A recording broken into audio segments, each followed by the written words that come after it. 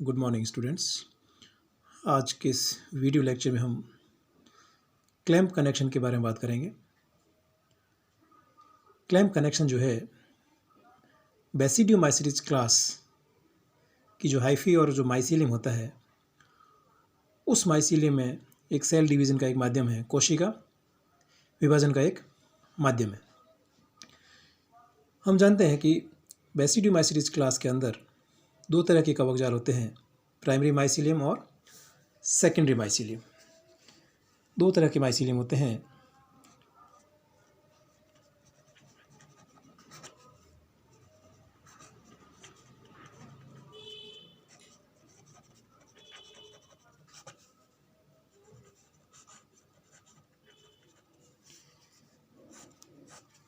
ये दो तरह के माइसीलियम की हम बात करें तो प्राइमरी माइसीलियम जो है हमें जो है इस तरह से नज़र आता है।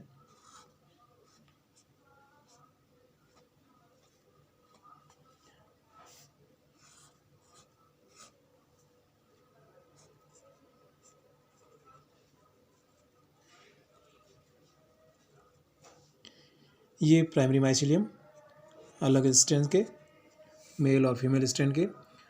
ये प्राइमरी माइसीलियम जो है वो मोनोकैरियोटिक होते हैं। इसका मतलब ये हुआ कि जो है हर एक कोशिका के अंदर एक केंद्रक पाया जाता है और इन प्राइमरी माइसीलियम से जो है आगे चल करके और सेकेंडरी माइसीलियम का निर्माण होता है। कैसे होता है कि इसके अंदर सोमेटोगेमी होती है।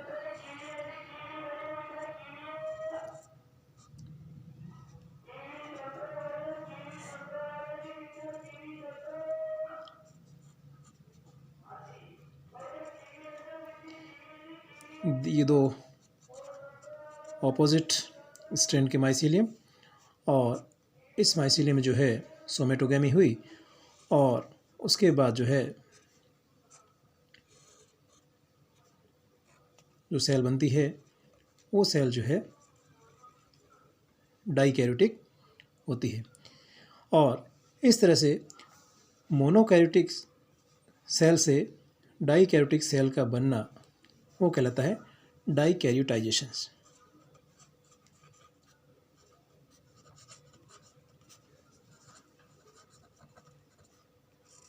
क्या होता है इसमें कि मोनोकैरियोटिक प्राइमरी माइसीलियम से डाइकैरियोटिक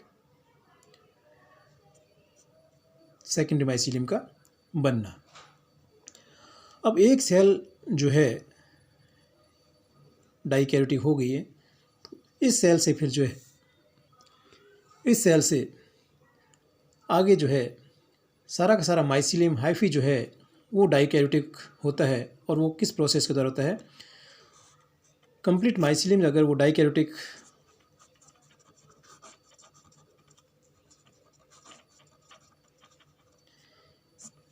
सेल से, ये डाइकैरियोटिक सेल है और इस डाइकैरियोटिक सेल से डाइकैरियोटिक माइसीलियम का बनना ये जो है किसके द्वारा होता है? क्लैंप कनेक्शन के द्वारा, क्लैंप बंधन के द्वारा। अब हम देखते हैं कि क्लैंप कनेक्शन में क्या होता है। पहले मैं कुछ डायग्राम बना देता हूँ, उसके बाद हम इसको एक्सप्लेन करेंगे।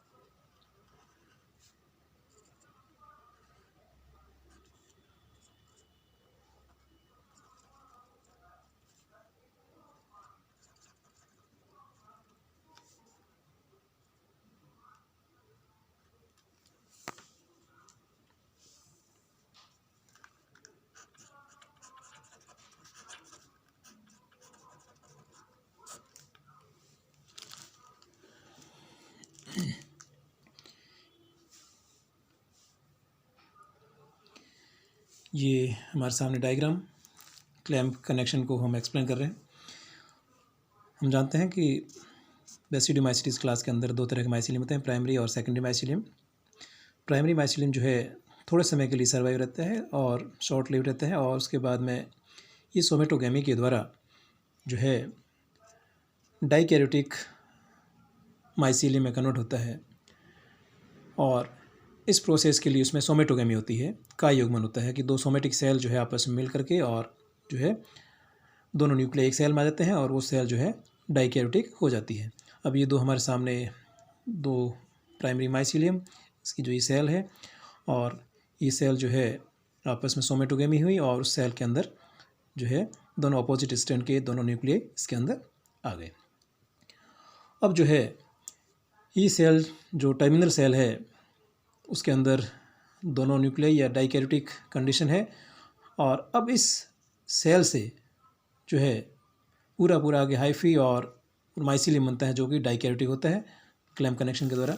कैसे कि जो टर्मिनल सेल है उस टर्मिनल सेल में एक छोटा सा क्लैम्प बनता है, एक ट्यूबुलर आउटग्रोथ, एक ट्यूबुलर लेटरल आउटग्रोथ बनती है, और इसको हम कहते हैं क्लैम्प।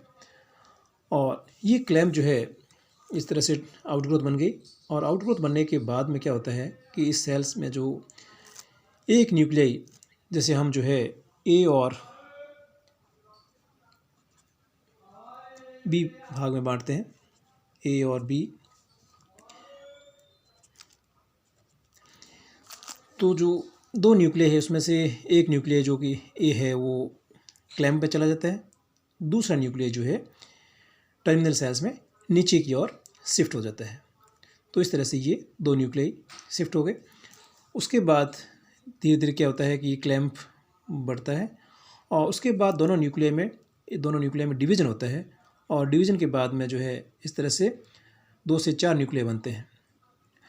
अब 4 न्यूक्लियाई किस तरह से बनते हैं, जो ए न्यूक्लियाई है उस न्यूक्लियाई में जो है एक न्यूक्लियाई जो विभाजन के बाद क्लैम्प में रहता है, और दूसरा जो है टर्मिनल सेल्स की ओर चला जाता है। इसी तरह से जो बी न्यूक्लियाई है इसको हम ए और A1 कहते हैं। इसी तरह से जो बी न्यूक्लियाई है उसमें डिवीज़न होता है, एक न्यूक्लियाई जो है टर्मिनल सेल की बेस पर रहता है और दूसरा जो है टर्मिनल सेल्स में ऊपर की ओर शिफ्ट हो जाता है। तो इस तरह से 4 केंद्रक हमारे सामने बन गए।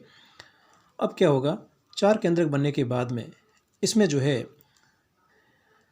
2 सेप्टा का निर्माण होगा। एक तो जो है क्लैम्प सेल्स को जो टर्मिनल सेल से अलग करेगा, क्लैम्प को जो है टर्मिनल सेल से अलग करेगा, और ये सेप्टा जो है ऑब्लिक सेप्टा होगा। दूसरा सेप्टा जो है, ये जो सेप्टा बन रहा है वो ट्रांसवर्स सेप्टा, अनुप्रस्थ पट बन जाता है, और ये तिर्यक पट बन जाता है। तो 2 सेप्टा के बनने से, ये 2 सेप्टा बन गए, और 2 सेप्टा के बनने से हमारे सामने जो है इस तरह से 3 कोशिकाओं का निर्माण होता है। वो 3 कोशिका कौन कौन सी है? पहली है टर्मिनल डाइकैरियोटिक सेल, दूसरा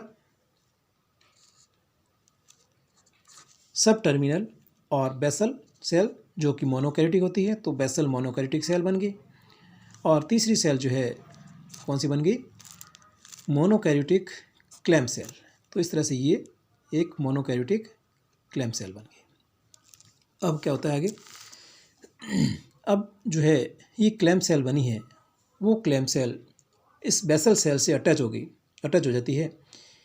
ये क्लैम्प सेल जो है इस बेसल सेल से अटैच होगी, और अटैच होने के बाद में यहाँ का जो न्यूक्लियस है, क्लैम्प सेल का जो न्यूक्लियस है उस बेसल सेल में आ जाता है, और इस तरह से ये जो बेसल सेल जो मोनोकैरियोटिक थी अभी तक, वो डाइकैरियोटिक हो जाती है। और उसके बाद इस तरह से ये कंडीशन नज़र आती है कि ये जो टर्मिनल सेल जो पहले से डाइकैरियोटिक है, उसके बाद ये बेसल सेल या सब टर्मिनल सेल भी डाइकैरियोटिक हो गई। तो इस तरह से जो है क्लैम्प कनेक्शन के द्वारा जो है एक डाइकैरियोटिक सेल जो है आगे चल करके डाइकैरियोटिक हाइफी और डाइकैरियोटिक माइसीलियम में कन्वर्ट हो जाती है और इस तरह से पूरी के पूरे जो है माइसीलियम में जो है डाइकैरियोपेज जो है द्विकेंद्र की भवन अवस्था स्थापित हो जाती है और क्लैम्प जंक्शन से जो है इस तरह से पूरा का पूरा माइसीलियम द्विकेंद्र की हो जाता है। Thank you.